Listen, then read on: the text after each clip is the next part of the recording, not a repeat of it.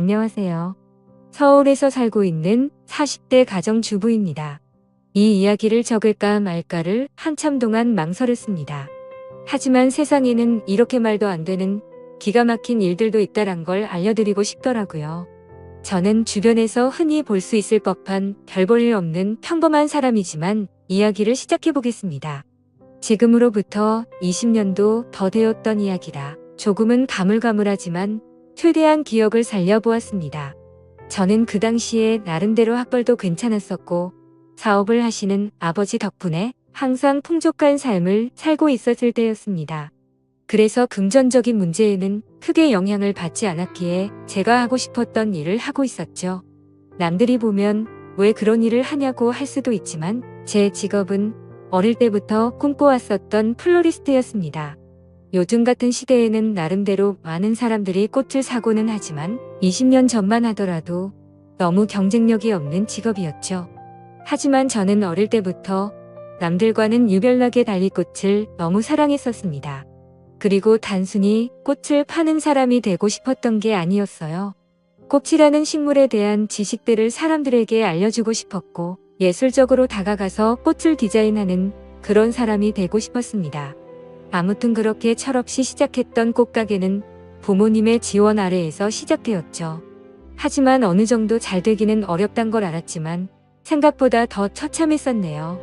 장사도 잘 되지 않자 자꾸만 부모님께 손을 벌리게 되자 마음이 많이 지쳐갔습니다. 그러던 어느 날이었습니다. 왠지 꽃집에는 어울리지 않을 법한 건장한 남자분께서 들어오셨죠. 저는 반가운 마음에 환하게 웃으면서 어떤 꽃을 찾으세요? 라고 물어봤습니다. 그러자 그 남자분은 쭈뼛 대시더니 손가락으로 빨강색 튤립을 가리키더라고요. 빨강색 튤립의 꽃말은 영원한 사랑을 고백하는 뜻이 담겨져 있었기에 요즘 같은 세상에 이렇게 로맨틱한 남자가 다 있구나 싶었었죠. 그렇게 그 남자분을 보내면서 예쁜 사랑하시길 바랄게요 라고 말했습니다. 그 남자분은 엄청 당황해 하며 인사를 하고는 재빨리 나가버렸었죠. 그런데 다음 날에도 그 손님은 어김없이 찾아오더군요. 그리고 그 다음 날도 또 그 다음 날도 찾아왔습니다. 하루도 빠짐없이 매일같이 찾아와서 솔직히 뭔가 이상하다 싶었고 별의별 생각이 다 들더군요. 하지만 내성적인 성격이라 말을 걸면 불편해하는 듯해서 괜히 참견하는 건 주제 넘는다 생각했었고 항상 자주 찾아와 주셔서 고마울 따름이었죠. 그렇게 그 남자분이 오신 지도 열흘 정도가 다 되어가던 날 사고가 터지고 말았습니다. 여자 혼자서 영업하던 가게라서 항상 위험에 노출되어 있었지만 그때는 철이 없어서인지 겁도 없이 그런 걱정은 딱히 하지 않았죠. 처음 보는 남자가 들어오더니 갑자기 돌변하더니 당장 돈을 다 꺼내라고 협박을 한 거였죠. 살면서 처음 마주하는 강도였습니다. 저는 순간적으로 너무 무서워서 펑펑 울어버리면서 강도가 시키는 대로 돈을 다 꺼내서 전해줬습니다. 그렇게 뒤돌아서서 나가는가 싶었는데 갑자기 문 쪽으로 다가가더니 문을 잠궈버리더군요. 순간적으로 나 정말 큰일 났다 싶었고 제발 살려주세요라고 소리를 질러댔습니다. 하지만 강도놈은 비열하게 웃으면서 제게 다가오고 있었고 저는 벌벌 떨고 있었습니다. 그런데 그때 때마침 유리창이 와장창 깨지는 소리가 들렸습니다. 저는 무슨 일인가 궁금했지만 무서운 나머지 차마 고개를 들 수가 없었습니다. 소리를 들어보면 누군가가 유리창을 깨고 들어와서 강도와 몸싸움을 벌여가면서 욕을 해대더라고요. 그렇게 몇 분이 흘렀던 것 같습니다. 펑펑 울고 있는데 주변의 소리가 조용해지더니 저에게 놀라서 덜덜 떨리는 목소리로 물었습니다. 괜찮아요? 어디 다친 곳 없어요? 저는 익숙한 그 목소리에 천천히 고개를 들었습니다. 얼굴을 보는데 저희 가게에 자주 오던 바로 그 남자분이었죠. 하지만 고마운 것도 고마운 거지만 상태가 심각해 보였습니다. 얼굴은 퉁퉁 부어서 엉망진창이었고 옷에 피가 계속해서 나오고 있더라고요. 저는 깜짝 놀라서 곧장 구급차를 불렀고 응급수술을 해서 큰 위기는 모면하게 되었습니다. 수술이 끝나고 한참이 지난 뒤에 그 남자분은 눈을 떴습니다. 그러면서 하는 첫마디가 황당했었죠. 응급수술까지 할 정도로 크게 다친 사람이 저를 보자마자 어디 다친 데 없냐고 하더군요. 그 말에 저는 누가 누굴 걱정해야 하는지 모르겠다며 저도 모르게 또 눈물이 났죠. 그러자 남자분은 제 어깨를 토닥여주면서 울지 말라고 하더라고요. 그런 모습을 보고 온기를 느끼자 전에는 못 느꼈던 감정들이 생겨났고 심장이 정신없이 뛰기 시작했습니다. 하지만 이 남자분은 여자친구가 있는 사람인데 이건 아니다 싶었고 저는 얼른 몸을 떼어내면서 말했습니다. 아무리 그래도 그렇지 여자친구도 있는 분이 이러시면 어떡하냐고 했죠. 그러자 남자분은 황당하다는 듯이 제가 여자친구가 있다고요? 라고 되묻더군요. 여자친구가 있어서 항상 그렇게 꽃을 사가셨던 거 아니에요? 물으세요. 남자분은 아픈 소리를 흐느끼며 웃더라고요. 혹시 주변에서 눈치 없다는 소리 안 하시나 봐요? 라고 하더라고요. 알고 보니 그 남자분은 우연히 저희 꽃집 앞으로 지나가게 되었고 저를 처음 보는 순간 사랑에 빠졌다더군요. 그래서 눈앞에 아른거려서 며칠을 지켜보다가 용기를 내서 가게로 들어왔던 거죠. 그럼 저에게 고백하려고 튤립도 샀던 거냐고 물었습니다. 그러자 남자분은 꽃은 살면서 처음 사봤고 꽃에 꽃말이란 게 있다는 것도 처음 알게 된 거라고 하더라고요. 그러면서 마침 골랐던 꽃이 사랑의 고백이라니 너무 신기했다고 하더군요. 그렇게 저와 그 남자분은 자연스럽게 서로의 마음을 알게 되었고 저희는 평생 동안 기다려오던 상대를 만난 듯이 나날이 사랑이 깊어졌습니다. 퇴원을 할 때까지는 제가 항상 병원에 가서 알콩달콩 사랑을 키워나갔고 퇴원을 하고부터는 일이 끝나면 항상 저희 가게로 와서 사랑을 키워나갔었죠. 그러다가 남자분은 조심스럽게 제게 말을 꺼냈습니다. 사실 우리가 아무런 조건도 따지지 않고 사랑에 빠져버렸지만 자신은 남들이 보기에는 별 볼 일 없는 직업을 가졌다고 말하더군요. 저는 솔직히 그런 건 전혀 상관없었기에 상관없다고 말하며 무슨 일을 하는데요? 라고 물었습니다. 그러자 건설업을 공부하고는 있는데 지금은 그런 꿈을 키워가면서 일용직으로 노가다를 한다고 하더라고요. 사실 평범한 직업은 아니었기에 호기심이 생기긴 했지만 그게 문제가 되는 건가 싶었습니다. 저는 직업에 귀천이 어딨겠냐며 저도 이렇게 적자 보면서 일을 하는데 나보다는 낫지 않냐며 웃었죠. 우리는 그렇게 예쁜 사랑을 키워나가게 되었고 정말 생각하지도 못한 상황이 생겨버리고 말았습니다. 그건 바로 저희 부모님이셨습니다.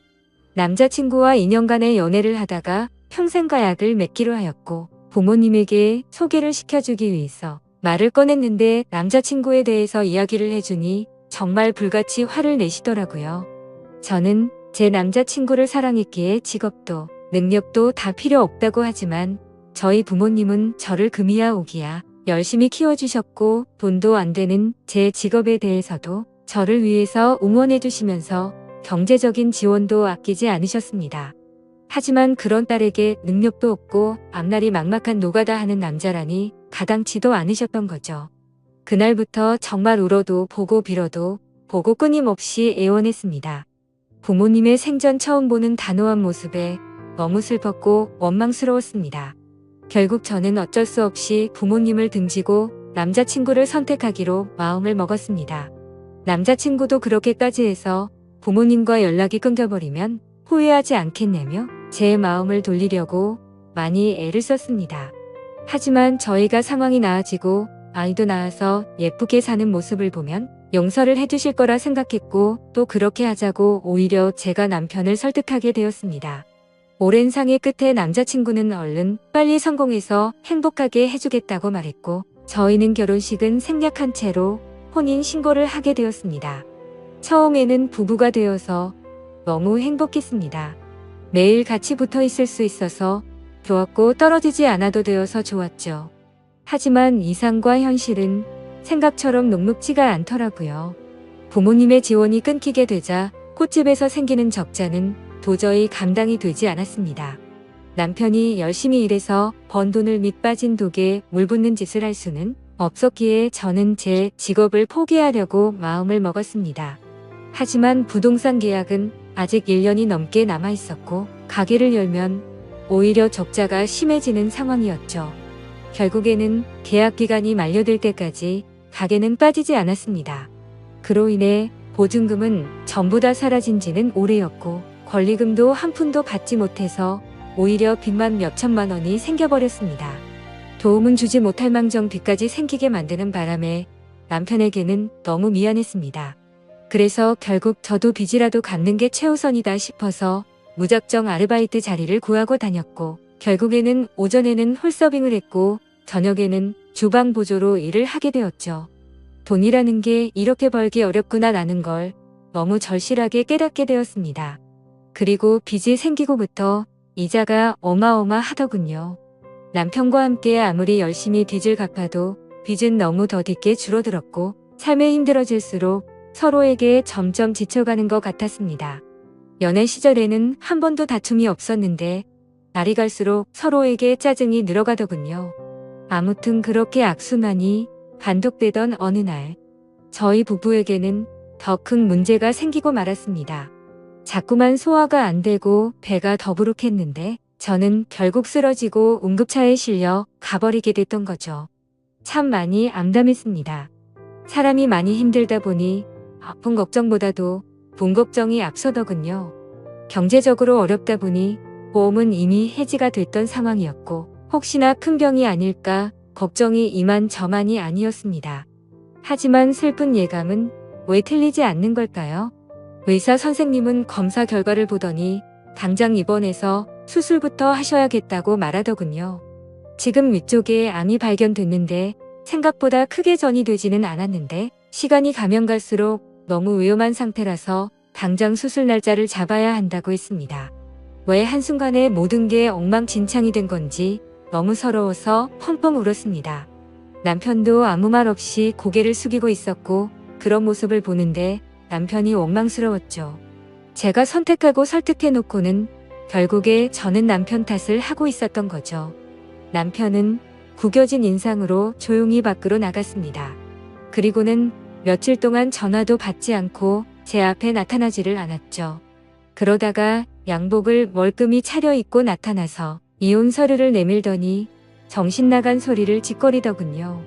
며칠 동안 고민을 해봤는데 당신과 살면서 당신 빚 때문에 내 인생도 망가진 것 같다고 말이죠.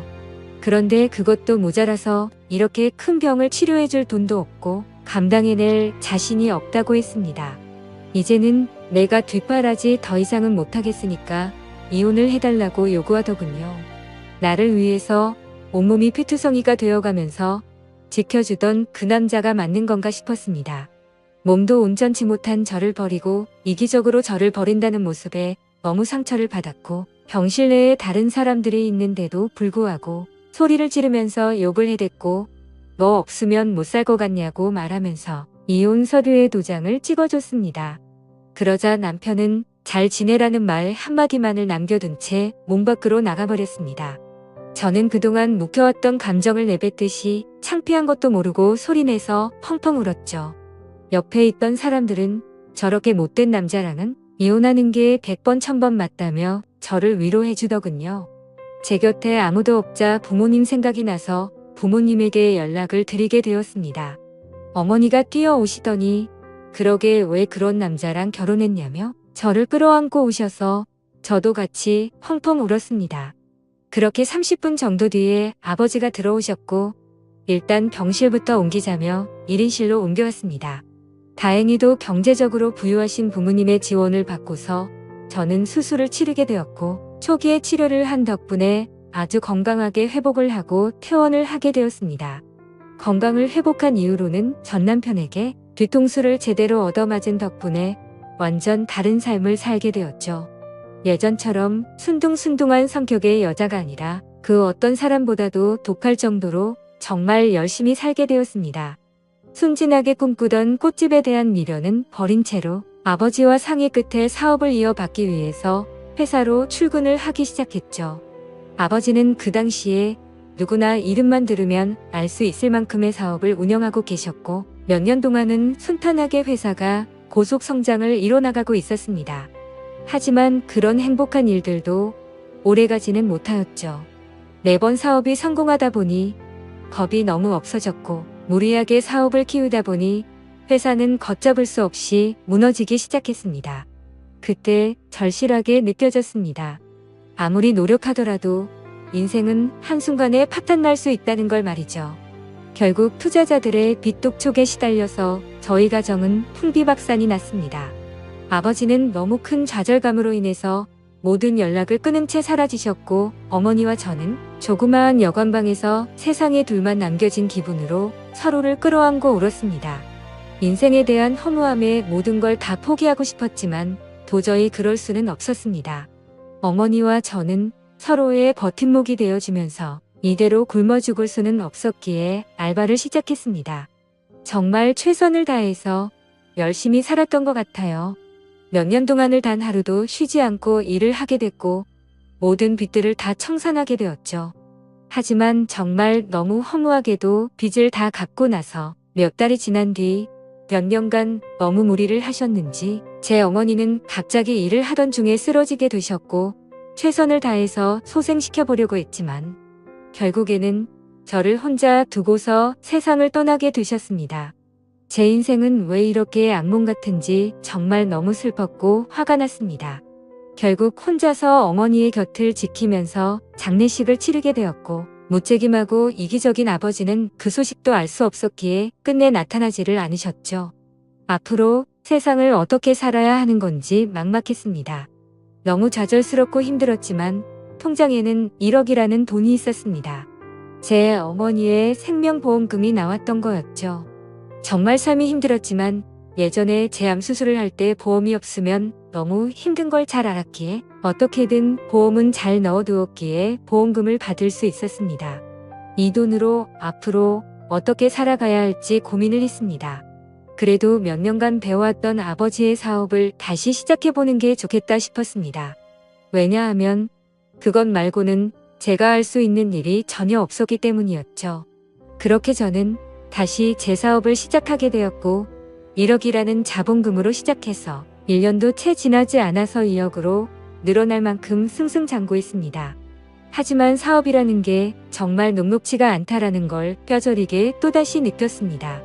사업은 승승장구하고 있었지만 거래하던 업체에서 물건값을 지급받고는 잠적을 했던 거였죠. 내 인생은 어쩜 이렇게도 구질구질 한 걸까 싶었습니다. 경찰에 신고를 하고 몇 달이 지나도록 사건에는 진전이 없었죠. 이미 저희 회사 말고도 여러 군데 회사에 같은 수법으로 사기를 쳤고 작정을 하고 해외로 도망친 상황이라 쉽게 해결되긴 어려울 것 같다더군요. 정말 매일같이 울면서 겨우 잠이 들 정도로 마음고생이 심했습니다. 하지만 그런 마음고생이 중요한 게 아니었죠. 시간이 가면 갈수록 당장 직원들의 급여부터 시작해서 은행의 이자 빚까지 모든 게 또 밀려가고 있었고 금세 신용불량이 되어버리더군요. 아무리 사정을 말해봤자 그런 건 전혀 소용이 없었습니다. 돌아오는 냉혹한 대답이 제 가슴을 미어터지게 만들 뿐이더라고요. 또다시 이렇게 인생이 바닥으로 내려앉는 건가 싶었고, 어머니의 목숨값으로 시작한 제 모든 걸 걸었던 사업이었는데 너무나도 절망적이었습니다. 그런데 사람이 죽으라는 법은 없다는 듯 희소식이 왔습니다. 저희 회사에 투자를 자처하는 사람이 있다며 거래처 사장님이 연락이 온 거였죠. 사실 처음에는 갑자기 투자를 한다기에 반신반의했습니다. 그때 당시에는 제대로 사기를 당했던지라 그 누구도 믿을 수가 없었던 상황이었기 때문이죠.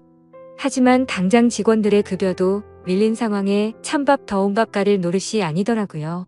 저는 전화기에 대고서 감사하다는 인사를 몇 번을 외치고서 사업 설명을 위해서 날짜를 잡게 되었습니다.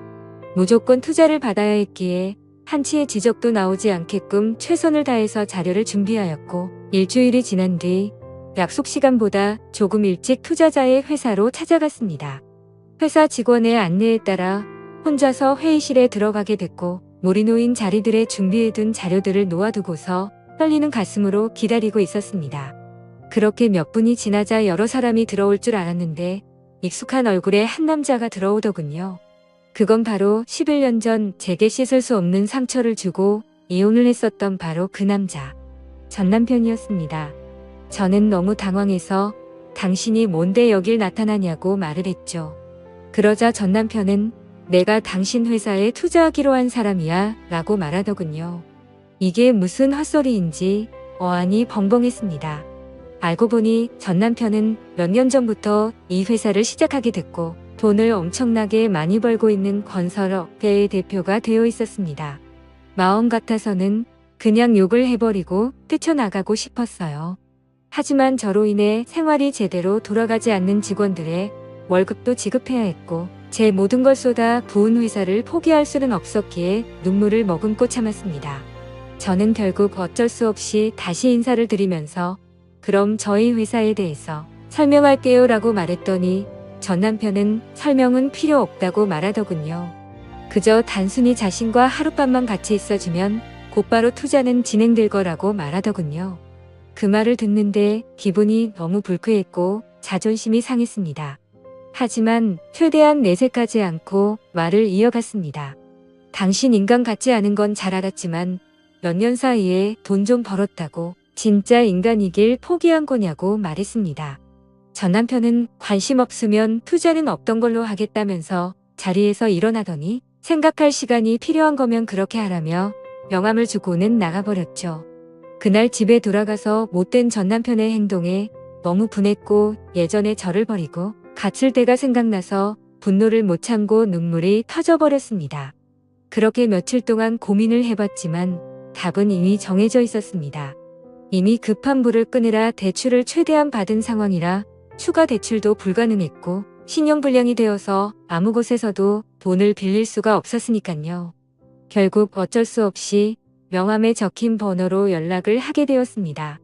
전 남편은 약속 날짜와 시간을 제게 알려줬고 약속한 당일날 남편은 먼저 와서 호텔에 있는 고급스러운 레스토랑에서 기다리고 있었고 부드러운 스테이크와 엄청 비싼 와인까지 마셨습니다.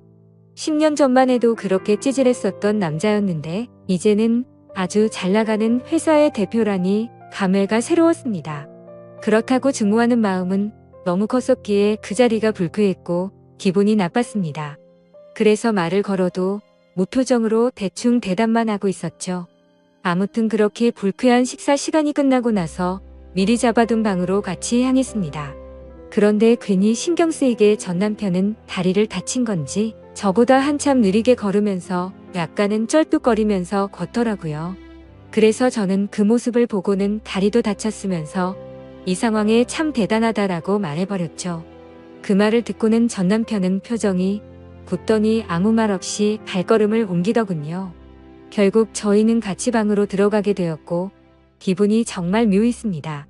마음속으로는 굉장히 불쾌했지만 저도 모르게 심장이 폭발할 것처럼 두근대더군요.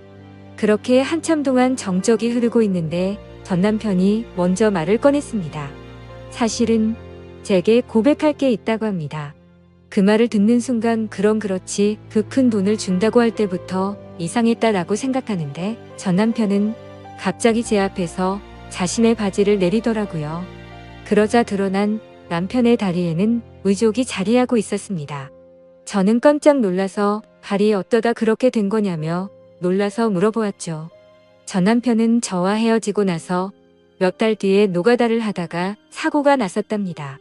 지금에서야 이렇게 용기를 내서 미안하다면서 눈물을 흘리더군요.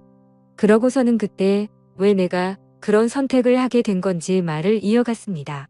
사실 남편은 저와 이혼을 하게 된 이유가 저의 수술을 위해서였답니다. 남편은 병원에 없던 그 며칠 동안 어떻게든 돈을 마련해 보려고 온갖 방법을 짜다네요. 그러다 결국 걷잡을 수 없는 실수를 저지르고 말았죠. 대출은 당연히 불가능했고 단기간에 돈을 벌 수 있는 건 도박에 모든 걸 걸었답니다. 이틀 동안 잠도 안 자고 했지만 결국에는 집의 보증금은 물론이고 모든 전 재산을 잃어버리게 되었답니다.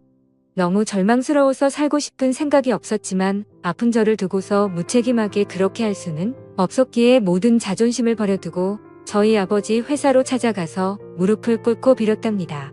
하지만 아버지의 반응은 너무 단호했고 그 모습을 보고는 자신이 제 곁을 떠날 테니 제발 살려달라고 했었던 거죠. 그렇게 남편은 제 정을 떼어내고 떠나려고 무심한 척 이혼을 요구했었고 그날부터 단 하루도 제 생각을 하지 않은 날이 없었다고 말했습니다. 그저 자신의 머릿속에는 얼른 빨리 건설업으로 성공을 해서 저희 부모님께 당당한 남자가 되어서 돌아오려는 생각만 하면서 살았다네요. 그런 나머지 너무 무리하게 일을 하게 되었고 피곤한 나머지 잠깐 졸았는데 그 찰나의 실수로 인해 공사 중이던 아파트에서 추락을 하면서 한쪽 다리는 돌이킬 수 없는 부상을 입고서 결국 절단을 하게 된 거였습니다. 그래서 그런 꼴로는 도저히 제 곁으로 다가올 용기가 나지 않았고 오히려 제 소식을 멀리하고 정신 나간 사람처럼 오로지 일에만 전념했었다고 합니다. 결국에 전 남편은 건설업계에 반드시 필요한 아이템으로 큰 성공을 하게 되었고 그때부터는 제 소식도 알아보고 어떻게 살았는지 알게 되었다고 하더군요. 저에게 당신이 여유 많은 부모님과 함께 살면 행복하게 살고 있을 줄만 알았다며 눈물을 흘리면서 덜덜 떨면서 말했습니다. 그런 큰 아픔을 겪으면서 얼마나 세상이 원망스러웠을까 싶었고 너무 슬퍼서 매일같이 울었다네요. 하지만 10년이라는 긴 시간이 흘러버렸고 그 앞에 나서기에는 도저히 용기가 나지 않았답니다. 그러다가 제가 당한 사기 소식을 저희 거래처 사장을 통해서 알게 되었고 금전적으로 여유가 없는 저를 돕기 위해서 투자자로 나서기로 결심을 했었답니다. 전 남편은 제게 말했습니다. 당신을 떠나보내고 자신을 너무 원망했고 10년 동안 단 하루도 빠짐없이 후회하고 그리워했다고요. 내게는 지금도 앞으로도 당신 한 명만이 영원한 사랑이라며 저를 안아줬습니다. 저도 그런 모든 얘기들을 다 듣고 나서 눈물이 터져버렸고 아무 말도 하지를 못한 채 남편을 끌어안고서 울기만 했죠. 지금은 그날 이후로 저희는 끊어졌었던 사랑을 다시 이어붙였고 제 사업도 남편 사업도 다 승승장구해서 경제적으로는 많이 여유로워졌습니다. 한때는 세상이 무너질 만큼 힘들었었지만 저를 위해서 자신을 희생했던 남편과 지금은 어느 누구도 부럽지 않게 행복한 생활을 하고 있네요. 누구에게나 저처럼 큰 시련이 생길 수도 있겠지만 항상 좋은 미래를 생각하면서 힘내셨으면 좋겠습니다. 저의 기구한 사연을 읽어주셔서 감사합니다.